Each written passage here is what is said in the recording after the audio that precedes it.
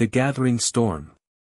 The obsidian spires of the Konac Empire's capital pierced the crimson sky like ancient fangs, their surfaces pulsing with veins of energy that coursed through the city's nervous system. King Vhack stood at the apex of the highest tower, his scaled form casting a long shadow across the polished floor. Below, the sprawling metropolis stretched to the horizon, a testament to his species' martial might and technological prowess. "Your Majesty," General Karnak's gravelly voice broke the silence. "The human diplomatic vessel has entered our system." Vhack's yellow eyes narrowed to slits. The human's persistent resistance to Konac dominion had long been a source of irritation. While other species had the wisdom to submit or the decency to be crushed quickly, humanity proved remarkably resilient. Their diplomatic overtures were particularly galling, as if words could stand against the might of the Empire. "Let them come," Vhack rumbled. "Let them see the futility of their position firsthand." The diplomatic shuttle's arrival was deliberately staged to emphasize Konak's superiority. A formation of warships escorted the tiny human vessel through a canyon of battle cruisers, each bristling with enough firepower to level a small continent. The message was clear: submission or annihilation. Ambassador Lawrence Brady stood at the shuttle's viewport, studying the display of military might with practiced calm. His weathered face betrayed no emotion, but his mind was racing, analyzing every detail of the Konac capital's defenses. The scar along his jawline, a reminder of humanity's first violent contact with the Konac, seemed to tingle. "Quite the welcome wagon," his aide, Sarah Chen, remarked dryly. The young diplomat's calm demeanor belied her expertise in xenopsychology and combat training. "They're certainly eager to remind us of their technological superiority." Brady's lips curved in a slight smile. "Superiority is relative, Sarah. Remember what we discussed about the Konak's psychological weak points." "Overconfidence," she replied. "Their entire society is built on the assumption of inevitable victory. They've never faced an enemy they couldn't simply overwhelm with brute force." "Exactly. And that's why our approach today will shake them to their core." The shuttle touched down in a massive landing bay, where rows of Konac honor guards stood at attention, their black armor absorbing the crimson light. Brady and his small team were immediately surrounded by towering escorts, each standing nearly 3 meters tall.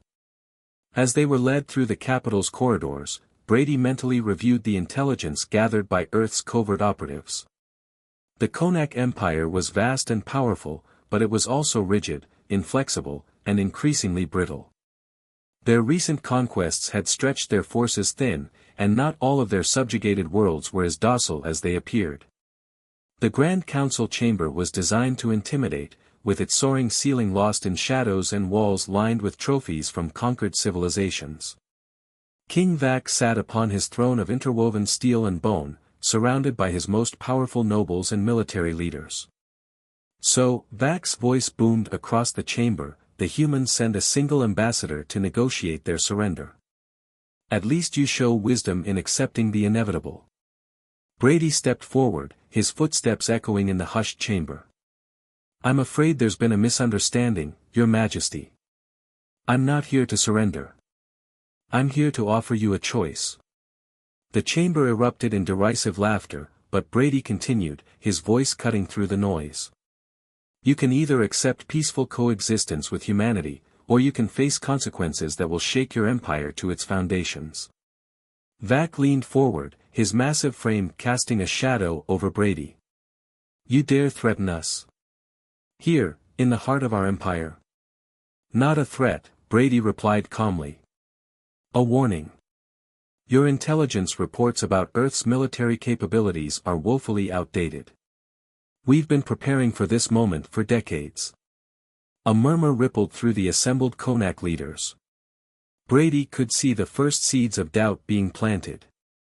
He pressed his advantage. "Your recent campaigns have left your core worlds vulnerable. Your supply lines are stretched thin. And not all of your conquered subjects are as loyal as you believe." Vhack's expression darkened. "You speak of matters you cannot possibly know. Don't I?" Brady produced a small holographic projector, and with a gesture, filled the air with detailed tactical data about Konac fleet movements, resource allocation, and signs of unrest on multiple worlds. The display caused visible consternation among the military leaders. "This is fabrication," Vhack snarled, but there was a note of uncertainty in his voice. "Is it?" Brady's voice was steel wrapped in silk.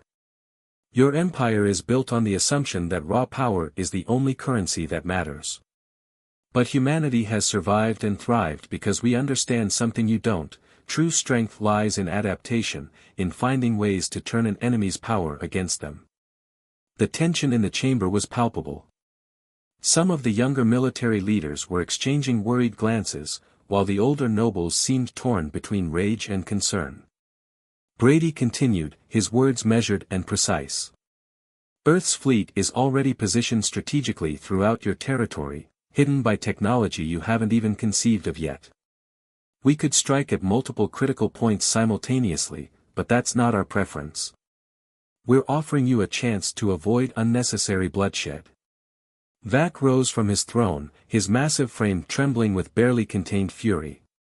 "You expect us to believe that your primitive species could penetrate our defenses without detection? I expect you to consider the possibility that your assumptions about humanity might be wrong," Brady replied. "Just as they've been wrong about every species you've encountered that refused to fit into your narrow view of strength and weakness." The ambassador's words hung in the air like a challenge. The first part of his plan was in motion, creating doubt in the minds of the Konac leadership. Now came the dangerous part, surviving long enough for that doubt to take root. As if on cue, alarms began blaring throughout the capital. General Konac burst into the chamber, his scales pale with concern. "My king, we're detecting multiple anomalies in our defense grid. Something is interfering with our scanning systems." Brady allowed himself a small smile. Right on schedule, Earth's cyber warfare teams were beginning their demonstration. The game was about to change, and the Konac Empire would never be the same. Pride and power. The chaos that erupted in the Konac capital's Defense Command Center was unprecedented. Screens flickered with phantom readings, defense grids wavered, and communication channels filled with static. General Konac's normally composed demeanor cracked as reports flooded in from across the empire. Multiple stealth signatures detected in the Pyraxis sector, a junior officer reported, his scales shifting color with stress. Similar readings in Sector 7, the Outer Rim, and, inside our own atmosphere. King Vhack's eyes blazed with fury as he turned to Ambassador Brady, who remained unnaturally calm amid the growing storm. "What sorcery is this?" the king demanded. "Not sorcery," Brady replied coolly. "Just the result of decades of preparation. Did you really think humanity would sit idle while you conquered world after world? We've been studying you, learning your weaknesses, developing countermeasures to your technology." Sarah Chen stepped forward, activating a holographic display of her own. "Allow me to demonstrate," she said, her fingers dancing through the air. The chamber's lighting suddenly shifted, and the massive defensive screens that normally displayed the capital's security status went dark. "Impossible," breathed one of the noble council members. "Those systems are isolated, unhackable." "Impossible for anyone using conventional methods," Brady corrected. "But humanity has moved beyond conventional warfare. While you were building bigger ships and more powerful weapons, we were developing ways to turn your own technology against you." In orbit above the Konac capital, dozens of previously invisible human vessels shimmered into view, their sleek designs a stark contrast to the brutal architecture of Konac warships. They had been there all along, waiting for this moment. Commander Eli Hardy stood on the bridge of the Earth flagship, Prometheus, watching as the Konac fleet scrambled to respond to their sudden appearance. "Status report," he ordered. "All ships maintaining position, sir," his tactical officer reported. "Konac vessels are attempting to lock weapons, but our quantum interference field is holding. They can't get a clean target lock." Hardy nodded grimly. The technology they were using had been developed in secret over years, specifically designed to exploit weaknesses in Konac targeting systems. It was just one of many surprises they had in store. Back in the council chamber, Brady watched as the Konac leadership grappled with this unprecedented situation. Their entire military doctrine was based on overwhelming force, but how do you fight an enemy you can't effectively target?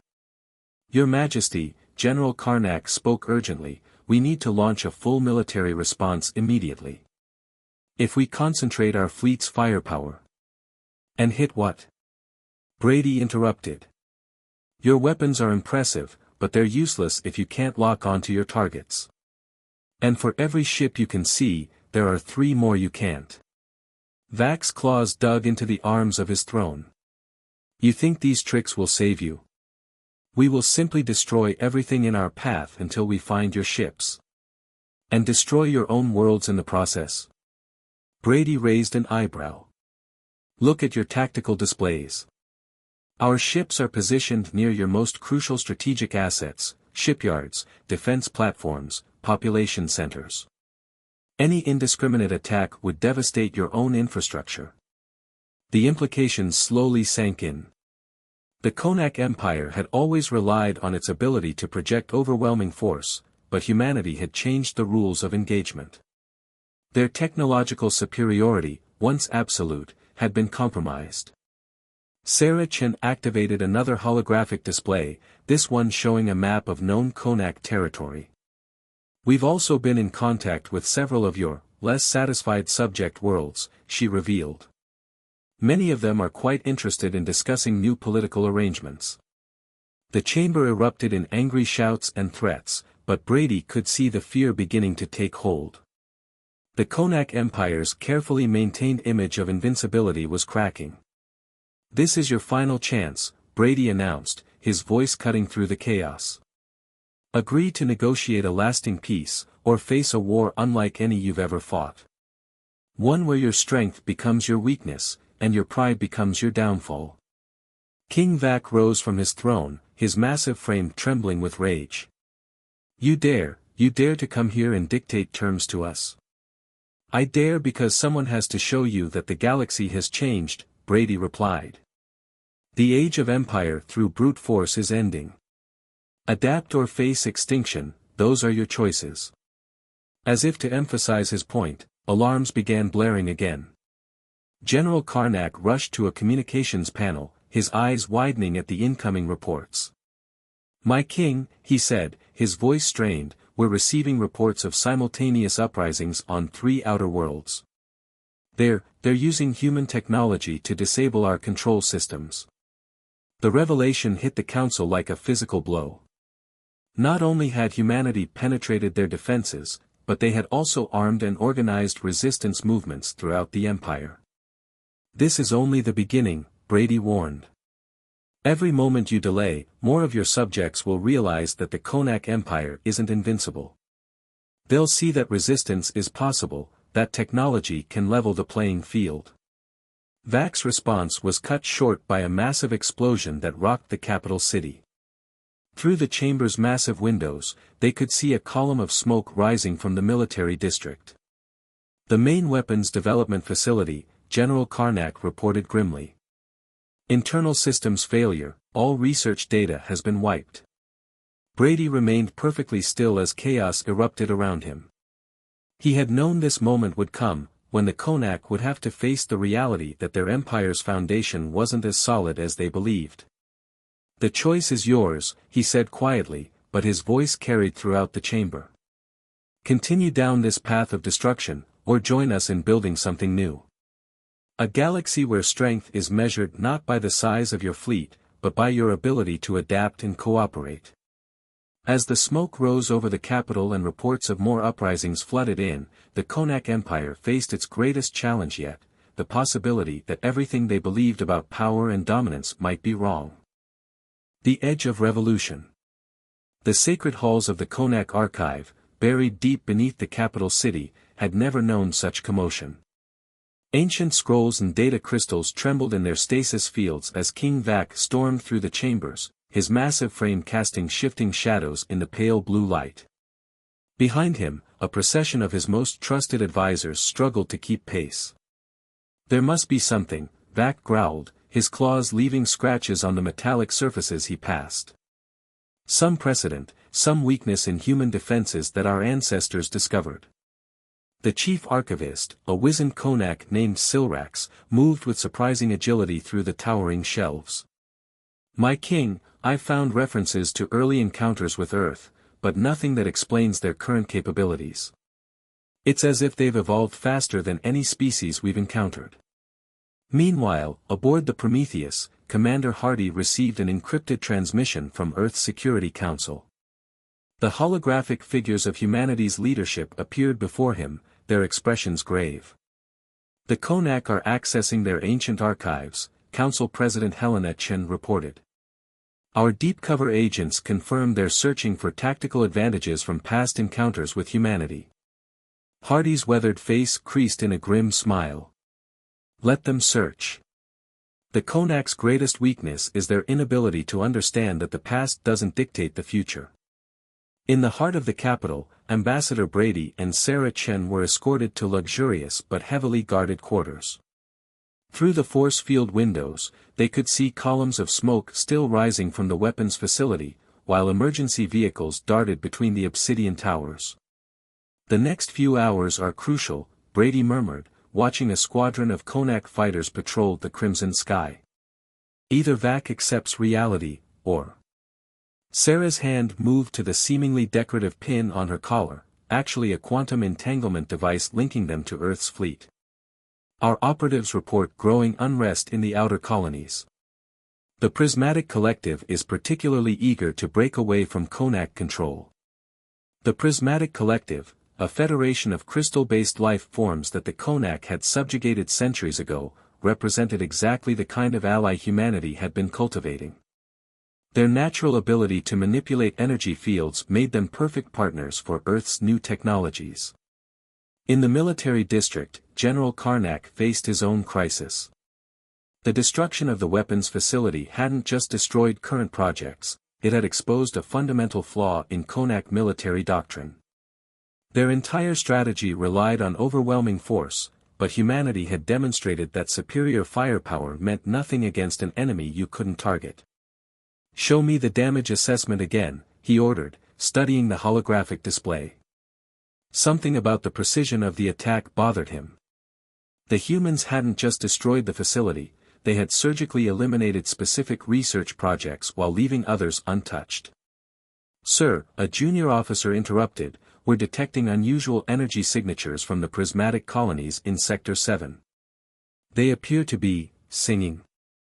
Karnak felt his scales ripple with unease.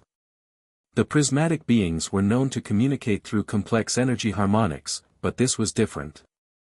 The patterns were too organized, too purposeful. They're not singing, he realized with growing horror. They're resonating with human technology. They're amplifying their signals. Across the Empire, centuries of careful oppression began to unravel. The Prismatic Collective's energy harmonics interfered with Konac control systems, creating gaps in their surveillance network. Through these gaps, Earth stealth ships moved freely, delivering weapons and technology to other suppressed species. In the council chamber, nobles and military leaders argued furiously about their response. Some advocated for immediate, massive retaliation against Earth. Others, seeing the writing on the wall, began quietly reaching out to human diplomats through back channels. King Vhack emerged from the archives, his yellow eyes blazing with a dangerous light. He had found something, not about human weaknesses, but about his own species' history. A truth that had been buried for generations. Bring me the human ambassador, he commanded, his voice eerily calm. When Brady was escorted back to the chamber, he found it transformed. The usual displays of military might have been replaced by ancient artifacts and scrolls. Vhack sat on his throne, holding a crystalline sphere that pulsed with ghostly light. Do you know what this is, Ambassador? Vhack asked, his voice uncharacteristically subdued. Brady studied the sphere, noting the familiar patterns swirling within. If I'm not mistaken, that's a prismatic memory crystal. From before your empire's expansion. Before our shame, Vhack corrected. This crystal contains the truth about our first contact with the Prismatic Collective. We didn't conquer them through superior strength. We succeeded because they trusted us, welcomed us as equals. And we betrayed that trust. The chamber fell silent. For a species that prided itself on martial victory, this admission was revolutionary. Your point, Your Majesty. Brady prompted carefully. Vhack's massive fingers tightened around the crystal. You humans didn't just develop technology to counter our weapons. You understood something we forgot, the power of alliance, of turning enemies into allies. While we were building warships, you were building relationships. Outside, the sky had taken on a strange, shimmering quality. The prismatic being's energy harmonics had reached the capital itself, creating auroral patterns that danced between the obsidian towers. It's not too late, Brady offered. Your empire doesn't have to end. It can transform. Evolution isn't just about developing better weapons, it's about adapting to new realities. Vhack rose from his throne, his imposing figure silhouetted against the shimmering sky. And if we refuse to evolve? Then you'll face not just humanity, but every species you've oppressed, armed with our technology and burning with centuries of resentment. The choice, as always, is yours. As if to emphasize his words, new alarms began to sound. The Prismatic Collective's harmonics had grown stronger, interfacing with human quantum technology in ways the Konac had never imagined possible. Their carefully constructed empire was being dismantled not by brute force, but by the very beings they had underestimated for so long. The revolution had begun, not with a bang, but with a song that shook the stars themselves. The price of pride. The capital's emergency bunker thrummed with nervous energy as King Vhack convened an emergency session of his war council. Holographic displays showed the rapidly deteriorating situation across the empire, 37 worlds in open rebellion, prismatic energy signatures disrupting communications across 12 sectors, and human stealth ships appearing and disappearing at will. The Seventh Fleet has gone dark, General Konac reported, his scales pale with exhaustion. We believe the prismatic harmonics have completely compromised their navigation systems. The crews are effectively blind. Vhack's massive fist crashed down on the tactical display, sending sparks flying. Where is the human ambassador now? Still in his quarters, under heavy guard, Konac replied. Though given what we've seen of their capabilities, I'm not certain any guard could truly contain him if he wished to leave. Meanwhile, aboard the Prometheus, Commander Hardy received an unexpected transmission. The quantum-encrypted signal originated from deep within the Konac military hierarchy. Commander, a hooded figure spoke in carefully modulated tones, I represent a growing faction within the Empire who see the futility of our current path. We request asylum and offer tactical information in exchange. Hardy's eyes narrowed. Interesting timing. Why should we trust you? Because, the figure lowered their hood, revealing the scaled features of Admiral Karax, commander of the Konac Home Fleet. I was there for our first contact with humanity. I saw what your species was capable of even then. We should have sought alliance, not dominion. In their guarded quarters, Brady and Sarah Chen monitored the spreading chaos through their quantum entanglement feeds. The Prismatic Collective's harmonic revolution had exceeded all expectations, their crystalline consciousness interfacing with human quantum technology in ways that created entirely new forms of communication and control. The Prismatic Elders are requesting direct contact, Sarah reported, her fingers dancing over holographic controls. They say they've discovered something in the quantum harmonics, a way to access ancient memory crystals we never knew existed. Brady's expression tightened. The Konac aren't the only ones about to face uncomfortable truths about their past. Deep beneath the capital, in chambers older than the Empire itself, automated systems began to stir. The prismatic harmonics had awakened something, vast crystalline networks that had laid dormant for millennia, waiting for the right frequency to activate them. King Vhack felt at first, a resonance that seemed to vibrate in his very bones. Ancient memories, encoded in his species' genetic memory, began to surface. The truth about the Konak's origins, not as natural evolution, but as engineered weapons in a war so ancient that even the crystal archives had forgotten its cause. "Bring me Brady," he commanded, his voice thick with revelation. "He needs to see this." When Brady entered the ancient chamber, he found Vhack surrounded by floating crystals, each pulsing with internal light. The king's usual aggressive posture was gone, replaced by something approaching wonder. "Your prismatic allies," Vhack spoke without turning, "they've awakened our oldest memories. Do you know what we were before we became conquerors?" "I have theories," Brady replied carefully. "The genetic markers in your species suggested artificial enhancement. Someone took your ancestors and turned them into living weapons. We were gardeners," Vhack's voice cracked with emotion. "Our original purpose was to tend the crystal forests of the ancients, to nurture life rather than destroy it. The warrior genetics were grafted onto us during the last Great War, and we forgot everything else. Above them, the capital's defenses continued to crumble as more ships defected to Admiral Korak's growing rebellion. The prismatic harmonics had spread to every corner of the empire, awakening similar revelations among the Konac population. Centuries of artificial aggression began to fade, replaced by older, deeper memories. It was never about military might, Brady realized. The Prismatic Collective didn't just develop a weapon against you, they found a way to remind you of who you really are."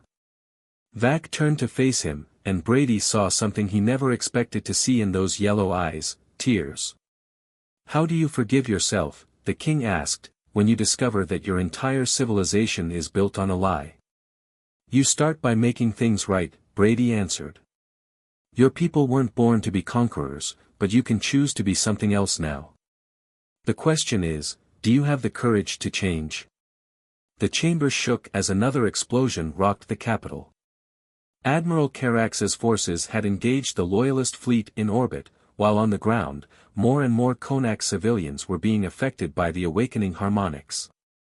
"Your Majesty," General Karnak burst into the chamber, then stopped short at the sight of the floating crystals. "The outer districts, the people are gathering in the streets. They're not rioting, they're singing." The ancient chamber's crystals pulsed in response to the harmonics from above. The resonance was spreading, awakening not just memories but something more fundamental, a connection to the universe that the Konak had forgotten they possessed. Brady's quantum communicator chimed. "Ambassador," Commander Hardy's voice was urgent, "the Prismatic Collective reports that the harmonics are reaching critical levels. Whatever's happening down there is affecting the fabric of spacetime itself." "Let it happen," Brady replied, watching as Vhack absorbed the truth about his species. "Sometimes the only way forward is to let the old world fall apart completely." The king rose to his full height, but the usual menace was gone from his bearing. "There will be those who resist this change," he warned. "Who cling to the warrior programming rather than face the truth." "There always are," Brady agreed. "The question is, which side of history will you choose to be on?" As if in answer, Vhack reached out and grasped one of the floating crystals. The moment his scaled hand touched its surface, the crystal's light spread up his arm, enveloping him in a cocoon of pure energy. When it faded, the king of the Konac Empire had changed, his armor gone, replaced by simpler robes that pulsed with their own inner light. "Contact Admiral Korak," he commanded, his voice carrying new authority. Tell him it's time for the Empire to remember who we really are."